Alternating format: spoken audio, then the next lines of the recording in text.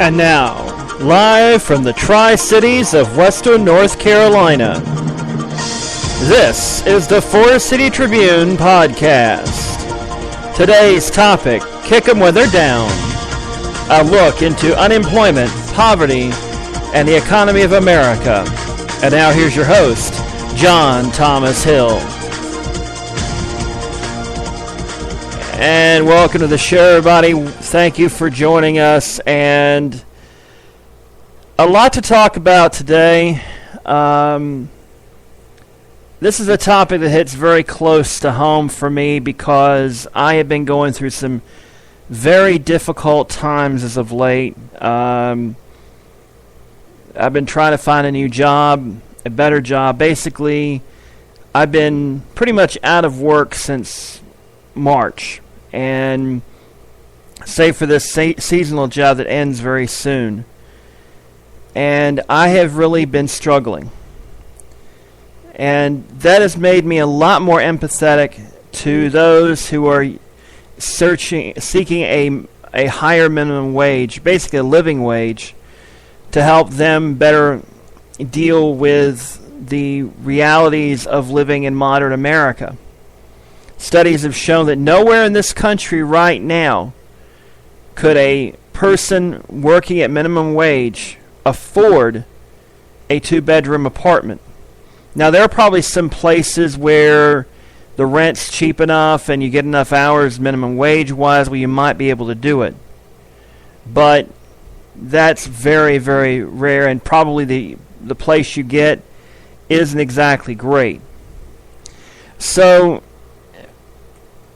the problem I am seeing in America today is this belief that the poor have only themselves to blame for their condition, when in reality, they really don't.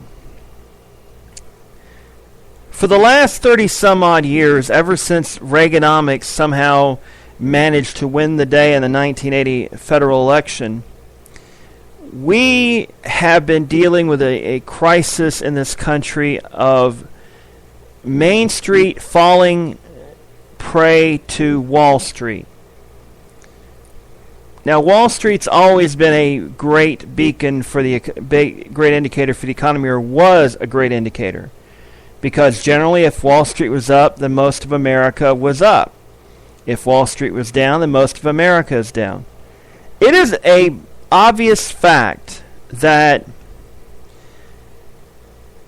right now, the Dow Jones Industrial Average is the highest it's ever been. And yet, there is still rampant poverty, rampant unemployment, rampant underemployment,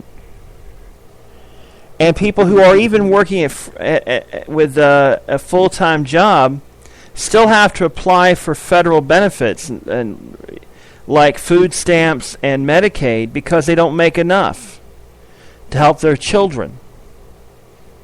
That's a damn shame. It really is.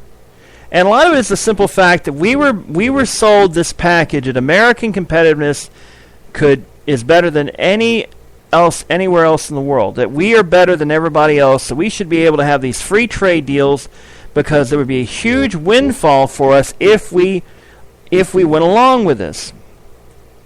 Well, there was a windfall, all right. It just wasn't to the American worker. It was to the American corporations, the American elite, the wealthy. They benefited, we didn't.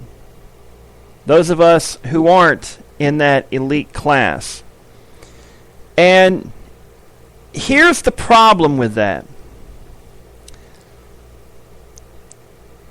Most societies where there is a great economic inequality do not last. Why?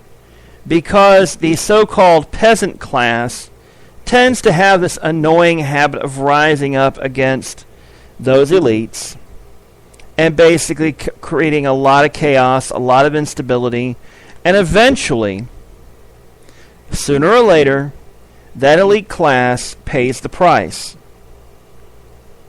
And I'm going to go ahead and say it right now. The greatest advocate for socialism right now in America are the wealthy. They're the ones who are pushing all of this. And the simple fact is, and we can talk about the hows, whys, and everything else, but the fact is that this country has seen the value of minimum wage work drop dramatically. Now, a lot of people say, well, minimum wage isn't supposed to be a permanent thing. Well, unfortunately, those people who advocate this have not been paying attention to what's been going on in the real world. We have become a service-oriented economy. We don't manufacture goods all that much anymore. We used to be the world's leading manufacturer. We're not really anywhere close to that anymore. That's China. Instead, we are effectively one of the biggest world service economies in the world, if not the biggest. Instead of working at the local textile mill or plastic plant or auto factory or whatnot, most people these days are working at Walmart. They're working at Lowe's, Home Depot, Best Buy, or something along the line, something in the service industry. Now, the biggest problem with this is the fact that essentially our economy has become interlaced and interdependent with other economies. So decisions that are not even made here in the United States are affecting our economy. And instead of trying to fix that imbalance, our national leaders, a lot of them Republican, but some Democrat, are doing everything they can to make sure that doesn't get fixed, because the lobbyists want to make sure the status quo remains the same. The system doesn't change. Why? Because it benefits them. The worker doesn't matter anymore. Unions have been diluted, and they're still being ravaged by this massive anti-union propaganda campaign by corporate America. I mean, if you work for a large corporation, more than likely you're going to be listening upon your orientation to some sort of anti-union propaganda, that you don't really need unions in this workplace. We listen to you. That might work on some people. It doesn't work for me, because I've seen over the course of the last few decades how the decline of the American labor union movement has affected the bottom line, not just in old former Union states, but also in the South, where, we've always been behind the North when it comes to standard of living, when it comes to income and all this, but it's become even worse now. Because now that northern influence, even in the South, which has always been and probably always will be staunchly anti-union, the influence of the unions were able to lift minimum wage standards and lift benefits and lift other things. Now you don't have that anymore. And now you've got Republicans advocating eliminating the minimum wage because supposedly, if you do that, more people will be hired. Well, I hate to break it to you, but if people are struggling right now to make it on $7.25 an hour, what makes you think they're going to make it on $4 an hour or $2.25 an hour? Guess what, folks? And if you think for 1 second prices are going to go down if they cut the minimum wage, you're kidding yourself. The prices are never going to go back down. Gas will stay where it's at. The milk in the store will stay the same as that. Same with eggs. Same with bread. Same with meat. Same with everything else in the grocery store. Clothes are going to stay the same price, if not go up. So this idea that raising the minimum wage will hurt the economy is a fallacy, because in states and in cities where they have raised it, it's actually helped the economy. Jobs have been created. Now, have there been some businesses that have gone out of business because of this? Of course. Every time we raise the minimum wage, that always happens. But the fact of the matter is, those businesses were probably hanging on the edge anyway. And just a little push here, a little push there, or probably would have ended it anyway. And quite frankly, American business culture, in a lot of ways, is hurting business. Look at Walmart. Their whole philosophy is run it as cheaply as we can because people will buy the stuff anyway. Well, have you noticed lately that Walmart doesn't have their stuff out on the shelves as good as they used to? That's because they don't have as many stockers as they used to. Have you noticed it's very hard to actually find people to help you in Walmart? That's because generally they don't have that many people on the floor anymore. Especially if you go in there during the evenings when management's already left for the day, or most of the department managers left for the day. Yeah, you'll have like 2 or 3 managers and such, but generally it's hard to find any help on the floor anymore. And I hate to say it, but not everybody is just going to instantly know which blender they're going to buy, or which microwave, or which micro fridge, I should say, or which sewing machine, or which tire, or which rod and reel, or which, it goes on and on and on. And increasingly, Walmart is trying to find a way, because big box stores are starting to suffer because of the internet. Amazon is finding a way, and Amazon's not exactly a great employer either, from what I understand. We'll get to that in a moment. But the internet's really taking a bite out of Walmart's bottom line. And also dollar stores. And why? Because Walmart has ignored the one thing that helps the economy. They don't pay their people well. There are plenty of examples of stores that do pay well, do pay benefits, and they're making profits. Big time profits. Costco, Winco, other places. But yet, corporate America is so in love with Walmart's way of doing business that they don't realize Walmart is really, I hate to say it, Walmart's on the way down. I never imagined I'd actually say those words, but I think Walmart's on the way down. They're going to have to try and find a way to stay relevant. Big box stores are going away. I think you're going to see a rejuvenation of mom and pop stores because people want quality service to go along with quality goods. And the problem is at Walmart, you don't get either. Yeah, the goods are made in China, they're cheap and all this, but not everything you buy there is necessarily going to last you a long, long time. Why? Because it's made cheaply. It's made with people who are probably exhausted because they're working much longer than 8 hours a day for much, much less pay and under much, much more brutal conditions. But yet they're cheap. The clothes you buy at Walmart, a lot of that's made overseas, and a lot of it's made in situations where if you saw it, it would break your heart or piss you off or both. Unfortunately, we don't look at it like that. We see, hey, there's a cheap shirt. I need a cheap shirt. I'll buy that here at Walmart instead of go down to this other place that has a Made in America shirt that's a little bit more expensive but better quality.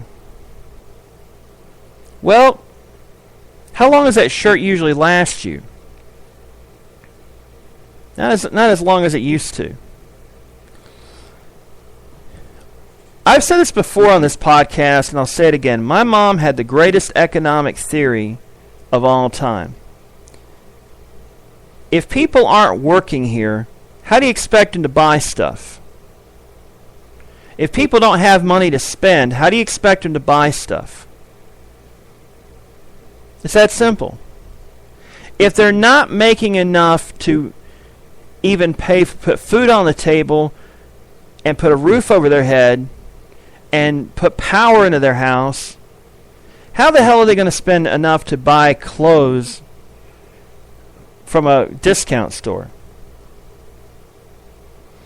How the hell are people going to buy anything that used to be something, back in the day, you could afford some luxuries if you were working like at a regular job like at Walmart, because they paid pretty decently. Because money back then went farther. But the cost of living has gone way past the minimum wage. And as you've noticed, there's fewer and fewer places hire full-time anymore, especially in retail. It's all about part-time. It's all about keeping them at minimum wage or keeping them as low as possible. And when they start getting raises, unless they jump automatically to management and they really, really do good at get management or are, favored by upper management, generally you get people squeezed out. Used to be you could work at a Walmart, and if you were great at being a cashier or a sales associate or a stock associate or in the deli or in the wireless department or whatever, if you're great at it, you get raises all the time. Now they've capped them. You got people in some stores who've not had raises in 9 years or more. And yet, also, management opportunities aren't as offered as much as anymore, because unless, of course, there's plenty of turnover at a store. Now, here's the thing. When you give bonuses to keep payroll down, that may be good for the person in the management there, but it's not good for the store overall. It's not good for the employees. It's not good for the customers. Why? Because if you have people on the floor that are worried about how they're going to make bills, or working a second job and are tired all the time, they're not going to give you the best service. I know this because when I worked at Walmart, I worked a second job to make it. And when you work 2 jobs, practically full-time jobs, even though technically they weren't, but yet I was working 32 hours at my security job on third shift, and I was working 32 hours roughly at Walmart, sometimes more, sometimes less. You're not going to be fully charged. That's 64 hours right there. Sometimes 72, depending on the week. There's only 168 hours in a week. Okay? And you're telling me that makes sense? Oh, that's the American way. You work your ass off. Well, here's the problem. If it takes that much, if you have to get a second job just to make it, then what's wrong with our economy? And I'm not the only one. If you're trying to be an independent person in this day and age, and unless you're really skilled in a very skilled trade, you are in serious, serious jeopardy of falling through the cracks. And even then, depending on the skill, it could become irrelevant. Computer people, IT people, they're constantly having to learn new stuff. If you get behind on that, you're screwed. Think about it. There are entire businesses that 10 years ago seemed like they were going to last forever. Now they're extinct. Look at video movie rental places. Blockbuster, Hollywood Video, Tri-R Video, Movie Gallery, plenty of other places. The only video store we have in this area, actually 2, remaining out of the several we used to have, are Family Video in a local store called Big Time Movie Rental. And even they're barely making it. And in many cases, they sell more than they rent. Because you have competition from Netflix, Amazon Instant Video, part of Amazon Prime, Hulu Plus, Crackle, Blockbuster On Demand, Redbox Instant, Redbox, stick a box out there, rent your movies by a computer screen. You don't need to pay for any upkeep, just out of a box.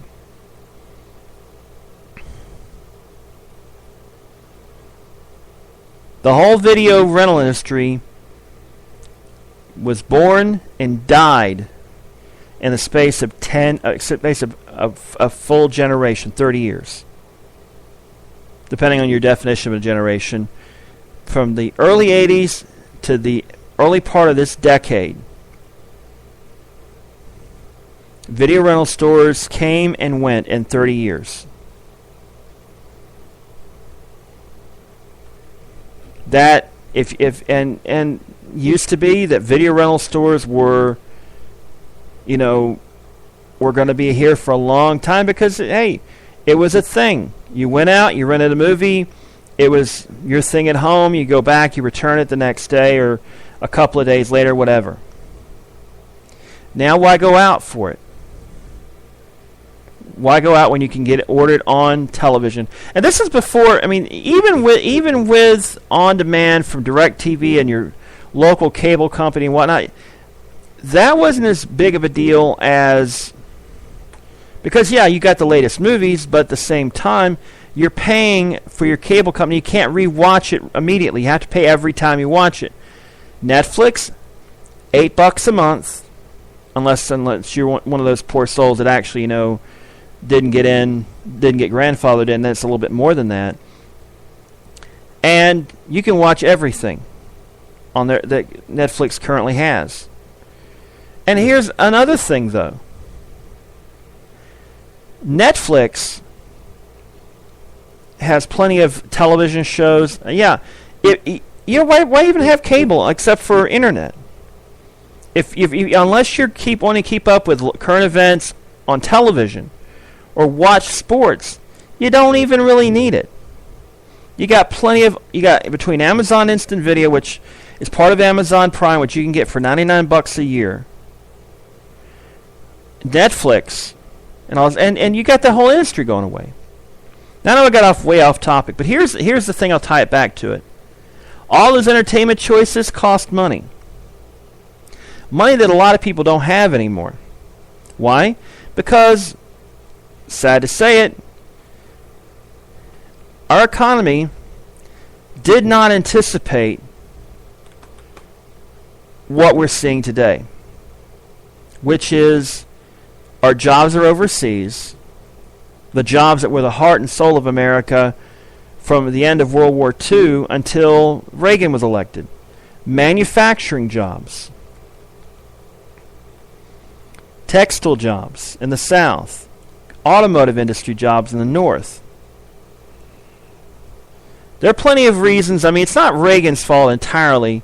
The auto industry was having a hard time back in the 70s. Textiles were having to deal with cheaper imports in the 70s. And in some cases, even the late 60s. But that was before China came along. When China decided to go from being a socialist paradise to basically being socialism in name only, which is interesting, Sino, because, I won't go into that, but let's face it. China is, save for the political systems, every bit as capitalist as America is. You want to make a fortune in China? You're more than happy to do that. Just don't try and buck the political party. Because if you do that, you're out of luck. But if you want to make a lot of money in China, you can do that. Now, what that means, of course, is that America has not responded well to the rise of China as an economic power, because a lot of our debt not nearly all of it, of course, but a lot of it is from China. Some of it Japan, a lot of it to our own social security system, which is why they want to privatize it, if you ever noticed. But that means a lot of our manufacturing jobs we had here, part of it, some of them went to Mexico for a time, because you all remember back in the 90s that the fear was my job's going to go to Mexico. It's going to go from some redneck to some Mexican dude in Juarez doing the job for a whole lot cheaper. Well, guess what? Pablo from Juarez is now out of a job and probably coming to the United States because his job was taken to Zhongjiang in some city in China, who does it cheaper than Pablo.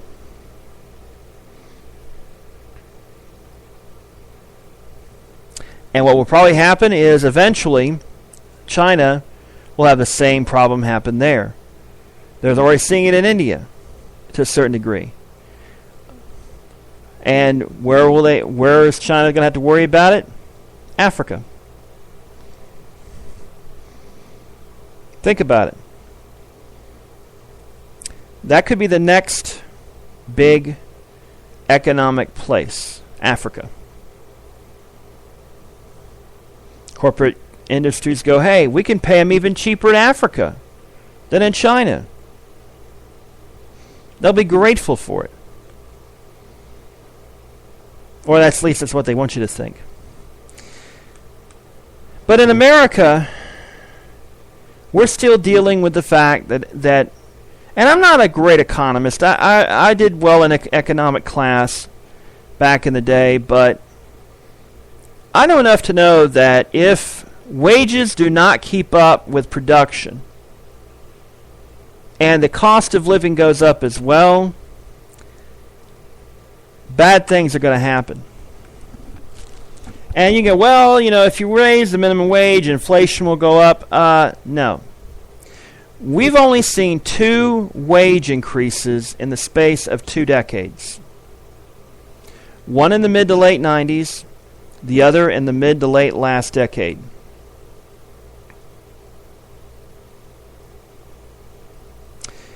Now, a lot of people say, well, really we can't raise it too much because if we do, then businesses will go out of business. People can't afford, and you got to remember, not everybody makes minimum wage. Some do make more than that. But how many American workers make between minimum wage and say what they're wanting to raise it to $11, $10 an hour? I don't have the statistics in front of me, but I can guarantee you a lot of Americans are living on that edge. And their their buying power is as low as it's ever been. In an economy where having internet access is virtually a necessity. Having a mobile phone is becoming virtually a necessity. A century ago, you could still live a comfortable life and you wouldn't even need to have electricity in your home. You'd have some running water.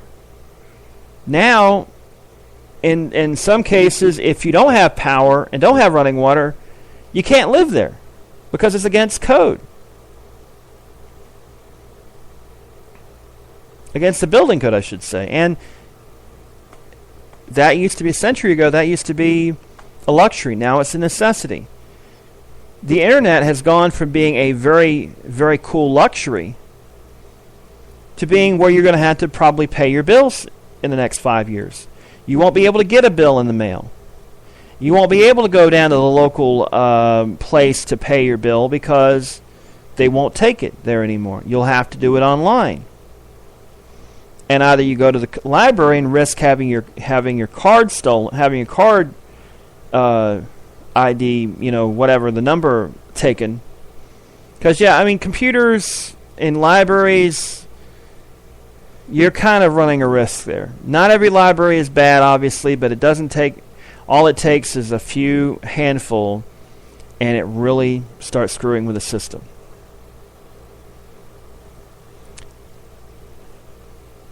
And the thing is, with the economy the way it is, with people desperate, sometimes desperate people will do desperate things. You've noticed there's a rise in the economy, but also you notice that there's a rise in the prison population, because that's the problem with America. We have for-profit prisons where the purpose is to lock people up. That's why you're seeing a lot of pushback against marijuana legalization. The reason for that, ladies and gentlemen, is that they need people in jail to make money. That's why you're seeing a lot of young kids charged as adults for crimes that are relatively minor.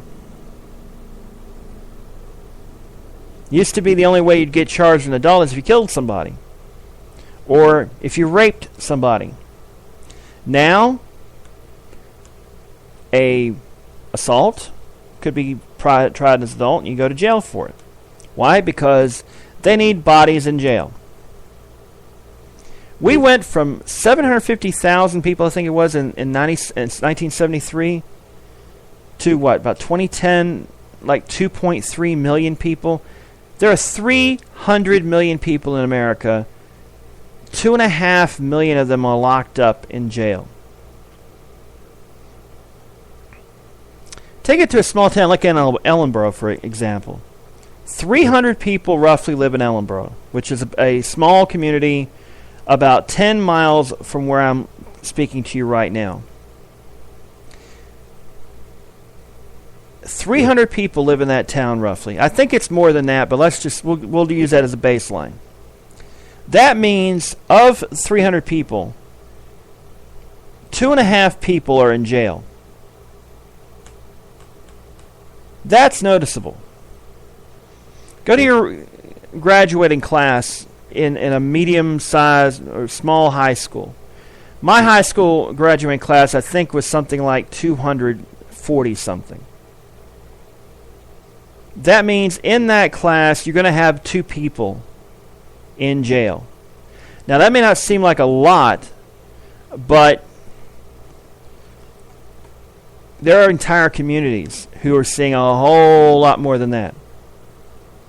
Especially in small towns where there's, used to be that you could get away with just a handful of jail cells. Now they're building near like prison facilities in county jails because they can't handle the inmates. Why? Because drugs are going from the big cities to the small towns. The operations, at least, are being handled. And in some cases, the actual trafficking is going through small towns. Why? Because they know. And it's like this. And I know I'm rambling on, but I needed to speak to this. When you have an economy where basically poor people are considered the bane of civilization, instead of helping them up to make them better for themselves,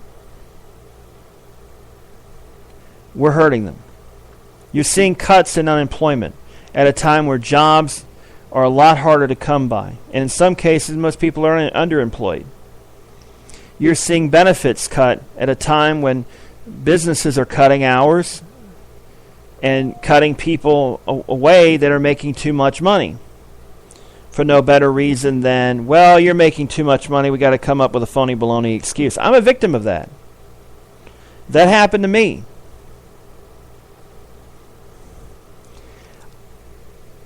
What we're seeing in America is a very dangerous thing, and that is massive gross income inequality. The likes of which not even countries like Brazil and Argentina and other poor countries that are trying to dig themselves out to become basically developing country. Essentially, the United States is going from a first world country to developing country. And you don't even realize it. Some of you are probably going, well, it can't happen here. I have a nice house. I have a nice car. I have a nice job. Look out your window. Outside of your neighborhood to a few blocks down. The place where, the people didn't make as much money, but they had a nice little house, nice apartment complex. Guess what? Either they've been shoved away and the whole thing's been gentrified to try and raise property values, and affordable housing is becoming a whole lot harder to come by. Good affordable housing is harder to come by than it's ever been before. Used to be, you could work at a manufacturing job in this area, afford a nice house, and the guy in the marriage only had to work. The woman didn't even have to work. Now, guy and gal both have to work, and they got to hope that both jobs are sustained so that they can have a nice house, maybe, if, they make enough and they qualify for a loan and all this. And if they're lucky enough, they won't get taxed to death by the property taxes. Because the fact is, and this is the thing, even though they don't raise taxes, the house I used to live in was built in the early 70s. It wasn't well built. It is massively overvalued, even now.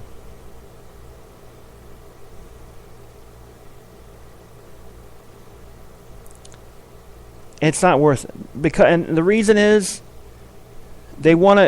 communities want to boost the property values so they can boost the revenue stream. No, that's fine and good, but if you notice that I can go on and on. I know I'm rambling here. I just had to get this off my chest. But the fact of the matter is, I'm seeing that for myself. I have supported myself for many years now. And I'm facing a situation where I'm having a very difficult time because I can't find a job that pays enough to keep a roof over my head. And it's not like I'm a stupid idiot. It's not like I have a bad work history. I have had, up until recently, solid employment. Unfortunately, because of the economy, because of the way the economy is being planned, and anybody that says, well, the American economy is not planned. Bullshit. It has been planned. Every economy that's ever existed has been planned. Maybe not necessarily from a government, but there's always been a plan.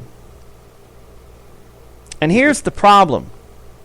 When that plan doesn't involve the government, when the government has no say-so over it, it means that the more than likely there are plenty of people who will take advantage of that situation.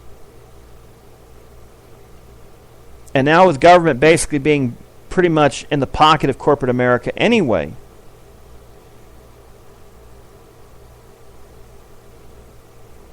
why even have a government? They're running it the game is being run anyway. Anytime that Obama tries to change the game to where, hey, let's look out for the little guy, all hell breaks loose. They want to, and can I say this? What the hell are they going to impeach him for? Have they said specifically?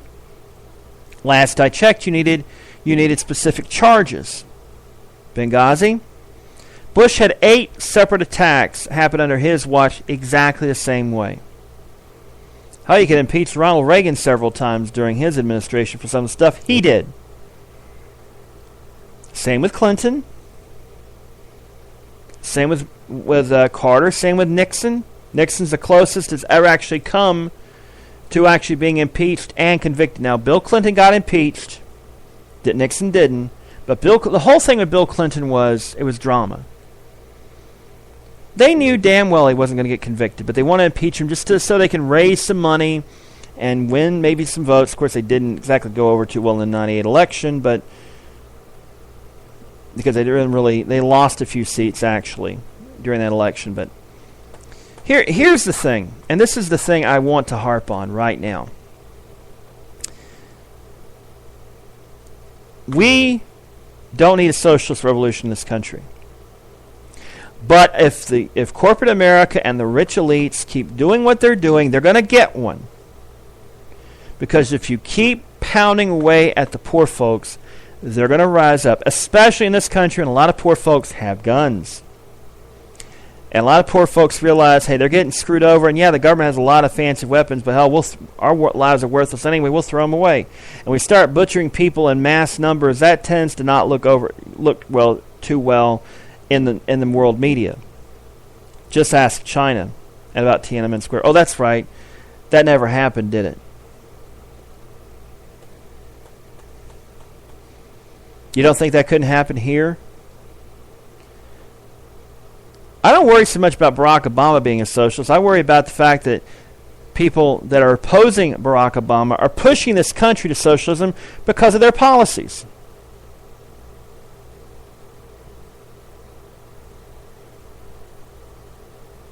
That's the problem. When you can't afford to keep your head, when you're working 40 hours a week and you can't afford to keep a roof over your head, can't afford to put food on the table, can't afford to put clothes on your kids' backs. And if people say, well, burger flippers shouldn't be making more than $7.25 an hour. That's work. Have you ever done it? It's work. It's legitimate work. I've seen people in McDonald's working behind the counter. It's not easy work, especially at rush time. It's not you're over a hot grill, you're flipping burgers. That's work. You want quality work? You want people to feel like, hey, they're, instead of just goofing off, guess what? If they make good money, they're going to take pride in what they're doing.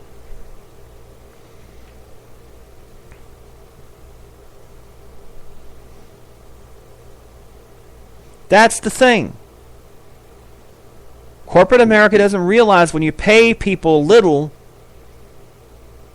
they understand that you're trying to tighten up. They're not going to give you their 100%.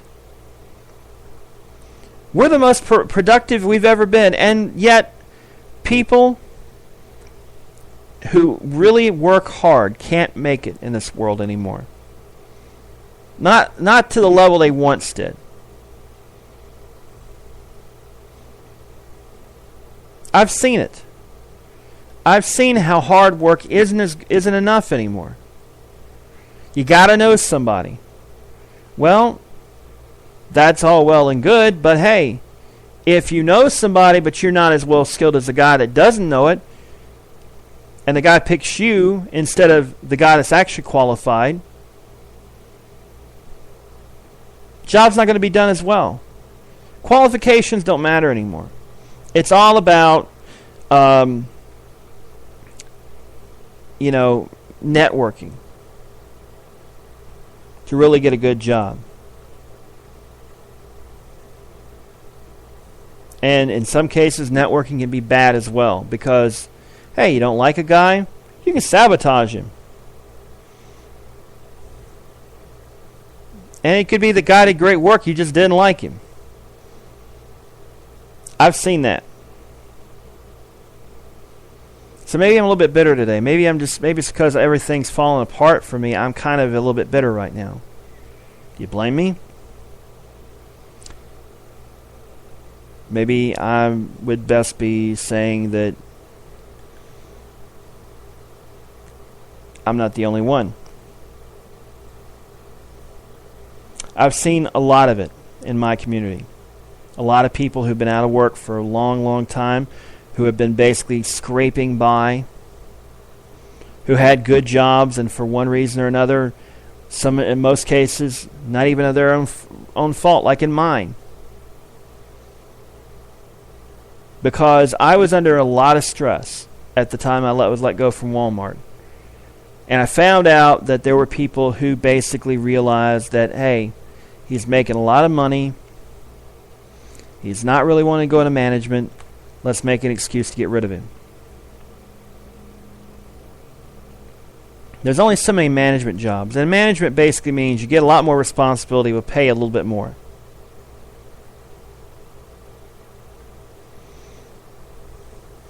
So, I'm sorry, folks. This went all to hell.